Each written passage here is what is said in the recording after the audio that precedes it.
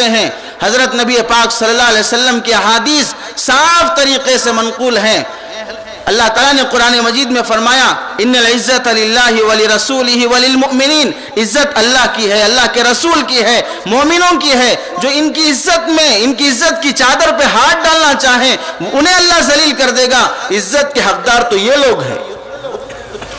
मेरे मुहतरम बुजुर्गों, दोस्तों, अबू दाऊद शरीफ की रिवायत है, हज़रत अनस बिन मालिक रज़ी अल्लाह तआला अन्हु, हज़रत जाबिर बिन अब्दुल्लाह रज़ी अल्लाह तआला अन्हु, हज़रत इब्न अब्बास रज़ी अल्लाह तआला अन्हु, इनकी रिवायात हैं। एक मर्तबा एक सहाबी जो नाबीना हैं, उनकी बीवी जिससे उनके 2 बच्चे हैं, उनकी बीवी नबी की शान में गुस्ताखी करती, गालियां देती, बुरा भला कहती। वो सहाबी उन्हें बार बार मना करते, फ़इन्नहु काना यन्हाहा वलम तंतही। अल्लाह के नबी के वो सहाबी अपनी बीवी को मना करते कि तुम नबी की शान में गुस्ताखाना जुमले मत कहो, वो नहीं रुकती।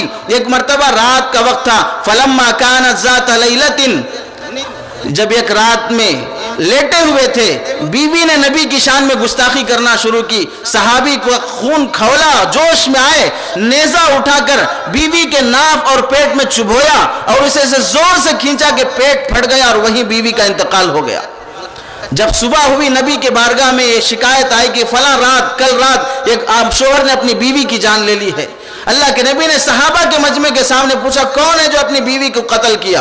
अब ये सहाबी नाबीना खड़े हुए, कांपते हुए, कहीं मेरा ये जुर्म मेरे सजा का सबब ना बन जाए। अल्लाह के नबी ने बोला, आगे आओ जिसने अपनी बीवी का खून किया है। वो सहाबी कांपते हुए आगे आए। करीब आने के बाद अल्लाह के नबी से वो फरमाने लगे, या रसूल अल्लाह, फ़इन्नहा कानत ज़ौजती, वो मेरी बीवी थी, वाना साहिबुहा, मैं उसका शोहर हूँ और उससे मेरे 2 बच्चे हैं, 2 मेरे बेटे हैं, मिस्लुल लुअतैन, हीरे मोती की तरह खूबसूरत बच्चे हैं। फ़इन्नहा कानत बी रफ़ीक़तन, और वो मेरी बड़ी खैरक़ा थी, लेकिन आपकी शान में गुस्ताखी करती, गालियां देती थी। मैं मना करने पर भी नहीं रुकती थी, तो मुझे जोश आया, आपकी मोहब्बत के सामने मैंने अपनी मेहरबान बीवी की मोहब्बत भी कुर्बान कर दी और नेज़ा लेके उसके पेट में चुभोया और उसे कत्ल कर दिया। अल्लाह के नबी सल्लल्लाहु अलैहि वसल्लम ने सारे सहाबा को मुखातब करके फरमाया, गवाह रहो, इस मरने वाली का खून कोई हिसाब नहीं रखता, माफ है, इसका बदला नहीं लिया जाएगा, इसकी कोई हैसियत नहीं है, इस खून का कोई किसास नहीं लिया जाएगा। मेरे मोहतरम बुजुर्गों, दोस्तों, नबी की शान में गुस्ताखी करने वाले को कुत्ता कहो, खिंजीर कहो, सूअर कहो, ये सारी अलकाब देना उसे बुरा कहना नहीं है, बल्कि कुत्तों की शान में गुस्ताखी करना है। अगर किसी गुस्ताख को, चाहे वो कमलेश तिवारी हो, चाहे वो राजपाल हो, चाहे कोई भी हो, किसी एक की ताइन के बगैर कोई भी नबी की शान में गुस्ताखी किया, उसे कुत्ता या खिंजीर कहा जाए तो हमारी जबान खराब होगी, वो तो उससे भी गिरा हुआ होगा। कुत्तों को एहसास है, खिंजीर को एहसास है कि हमारी जिंदगी, हमारी सांसें नबी के सदक़े से चल रही हैं। किसी कुत्ते ने जुर्रत नहीं की कि नबी की शान में गुस्ताखी कर सके, उसे कुत्ता कहा जाए तो कुत्ते पकड़ लेंगे कि हमें तुमने क्यों, हमारी जिस्म से उसे क्यों शुमार कर दिया, हम तो कभी गुस्ताख नहीं थे। अबू लहब का बेटा, जिसे अल्लाह के नबी ने अपनी बेटी दी थी, वो बाजार में अल्लाह के नबी सल्लल्लाहु अलैहि वसल्लम की बेटियों का तलाक देकर अल्लाह के नबी के चेहरे अनवर पे थूका, नाउज़ बिल्लाह। अल्लाह के नबी की तहकीर की, नबी के चेहरे पे थूकना, नबी की हिकारत करना, इससे बड़ी गुस्ताखी क्या होगी। अल्लाह के नबी सल्लल्लाहु अलैहि वसल्लम ने बद्दुआ फरमाई, अल्लाहुम्मा सल्लित अलैहि कल्बम मिन किलाबिक, अल्लाह अपने कुत्तों में से कोई कुत्ता इस पर मुसल्लत कर दे। अबू लहब को अपने बेटे के साथ, काफिले के साथ मुल्क शाम के सफर पे तिजारत के लिए जाना था। अल्लाह के नबी ने बद्दुआ दे दी कि अल्लाह कोई कुत्ता इसके हलाकत के लिए भेज दे। अब वो शाम के काफिले के साथ जा रहा है। अब एक जगह रात में पड़ाव डाले, काफिले वाले रुके, सारे काफिले वालों को जमा किया, सामान इकट्ठा किया, सब जगह सामान इकट्ठा करके सामान का एक बड़ा सा ढेर बनाया, ढेर के ऊपर बिस्तर बिछा के उसे लिटाया और चारों तरफ से सारे काफिले वालों को सुलाया कि देखो सब जागते रहो, हिफाजत करते रहो, मेरे बेटे को कुछ ना हो जाए। मोहम्मद ने बद्दुआ दे दी है, मोहम्मद ने बद्दुआ दे दी कि मेरे बेटे को कोई तकलीफ ना पहुंचे। آج ایسے ہی جو نبی کی شان میں گستاخی کرتے ہیں، حفاظت کے لیے ابو لہب کی طرح چاروں قافلے والوں کو باؤنڈری بنا کے اسے سلاخوں کے پیچھے ڈال لو۔ اللہ تعالیٰ جیسے ابرہہ کی حفاظت کے لیے اللہ تعالیٰ کعبے کی حفاظت کے لیے ابابیل کو بھیجا تھا، وہ رسول اللہ کی حفاظت کے لیے کبوتر کا جالا وہاں پر ڈالا گیا تھا، ایسے ہی نبی کی شان میں گستاخی کی جائے گی، اسے سلاخوں کے نہیں 7 زمینوں کے پیچھے رکھ لو، اللہ تعالیٰ اسے نہیں چھوڑیں گے۔ نبی کی شان میں گستاخی کر کے کہاں تک؟ اللہ کی کائنات سے باہر تو نہیں نکل سکتے، اللہ کی کائنات سے باہر تو نہیں جا سکتے۔ اللہ تعالیٰ اس رات ایک شیر کو، ایک درندے کو بھیجا، وہ درندہ آیا، سارے قافلے والوں کو سونگا اور سارے قافلے والوں کو پار کرتے ہوئے ڈھیر کے اوپر جو ابو لہب کا بیٹا لیٹا ہوا تھا وہاں جا کے اسے چیر پھاڑ کے مار دیا۔ نبی کی شان میں گستاخی کر کے بچنے کی کوئی صورت نہیں ہو سکتی۔ کعب بن اشرف یہودیوں کا سردار، بخاری شریف کی روایت ہے، یہودیوں کا سردار، اپنی سرداری پہ غرور، اپنے خادموں پہ غرور، مال و دولت پہ غرور، نبی کی شان میں برے برے اشعار کہتا تھا۔ اللہ کے نبی کو جب پتا چلا تو آپ نے فرمایا من لکعب بن اشرف، کون ہے جو میرے سامنے کعب بن اشرف کا سر لا کے ڈالے؟ نبی کسی کے لیے بد دعا نہیں دیتے، اپنی ذات کے لیے بدنام نہیں لیتے۔ یہاں پر اللہ کے نبی اپنے گستاخوں کو قتل کرانا، پتا چلا یہ ذات کی عداوت اور دشمنی نہیں ہے، یہ دینی معاملہ ہے۔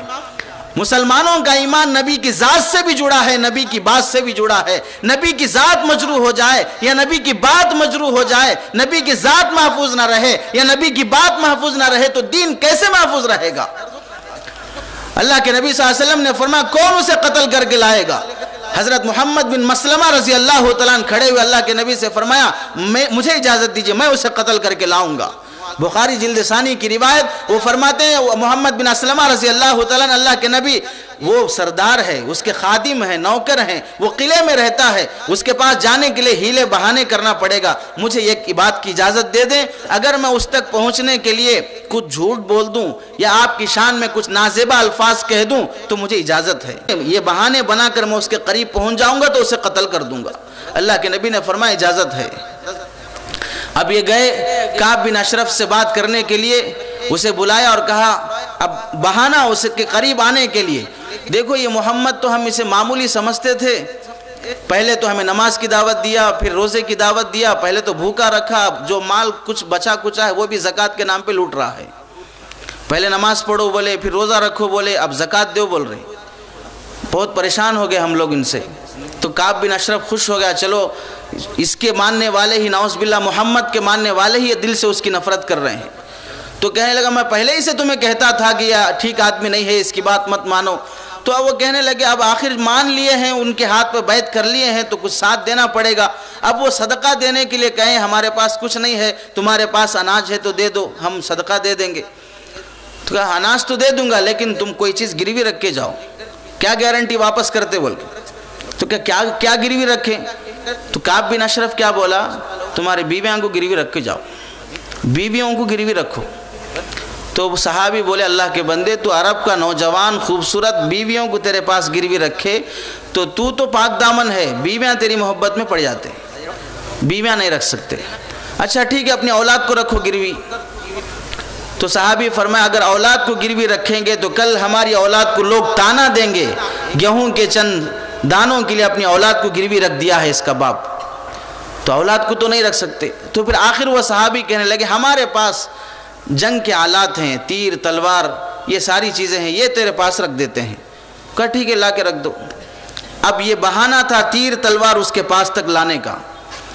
3 صحابہ کو لیے، حضرت حارث رضی اللہ تعالیٰ عنہ، حضرت ابو عبس رضی اللہ تعالیٰ عنہ اور دوسرے صحابہ حضرت عباد بن بشر رضی اللہ تعالیٰ عنہ، ان صحابہ کو ساتھ لیے اور تلوار تیر وغیرہ ساتھ لے کے آئے اور اسے آواز دی، وہ گھر سے باہر نکل کے آیا۔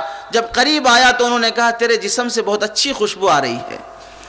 تو کہنے لگا میرے پاس ایک عورت میری بیوی ہے، وہ بہت بھاری خوشبو لگا کے آتی ہے، جب میں اس سے ملتا ہوں تو اس کی خوشبو میرے جسم میں آتی ہے۔ تو صحابی کہنے لگے ذرا مجھے بھی تیری خوشبو سونگھنے کی اجازت دے، تیرے سر سے جو خوشبو آ رہی ہے تو سونگ کے لیے وہ سر آگے بڑھا کے سونگ لو۔ ایک بار پکڑ کے سونگ کے چھوڑ دی، کہا بہت بھاری خوشبو، اور ایک بار سونگ لیتا ہوں۔ جب دوبارہ پکڑا، ہاتھ مضبوطی سے پکڑ کے ساتھیوں کو اشارہ کیا ختم کر دو۔ تلوار نکال کے فوراً اس کا سر جدا کیا اور اللہ کے نبی کی بارگاہ میں لا کے ڈالے۔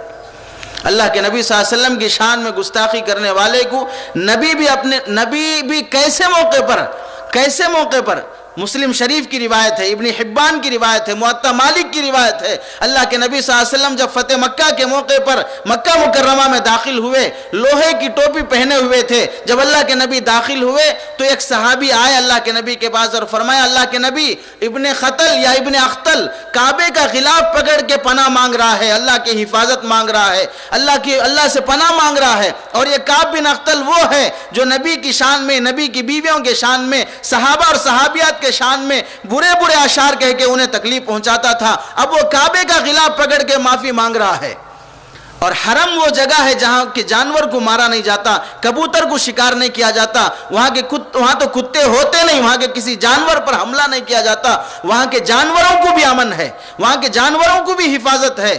اب وہ کعبے کا غلاف پکڑ کے اللہ سے پناہ مانگ رہا ہے، وہاں پر اسے کیسے قتل کیا جائے؟ اللہ کے نبی صلی اللہ علیہ وسلم کے پاس جب آگے صحابی نے سنایا وہ کعبے کا غلاف پکڑا ہوا ہے، اب اسے کیسے قتل کریں؟ اللہ کے نبی نے فرمایا فَقْتُلُوهُ، اسے قتل کر دو، وہ جہاں ہے وہیں قتل کر دو۔ اس سے پتہ چلا نبی کی شان میں گستاخی کرنے والا چاہے وہ حرم میں کیوں نہ ہو، جہاں پر کہ جانور کو مارا نہیں جاتا، اگر وہاں بھی وہ